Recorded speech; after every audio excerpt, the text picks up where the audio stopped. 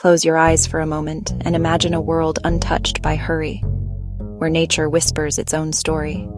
This is Vietnam, seen through a lens of pure tranquility. I begin above Ha Long Bay, where emerald waters stretch endlessly, dotted with ancient limestone cliffs rising like silent sentinels. The air is still. The only movement is the slow dance of mist and light across the bay. As night falls, I drift into Hoi An.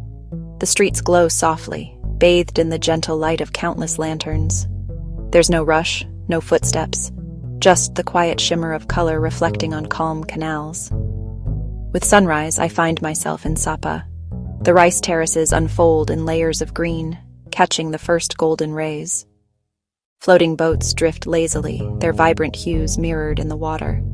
The river winds on, unhurried, weaving through a tapestry of life and landscape.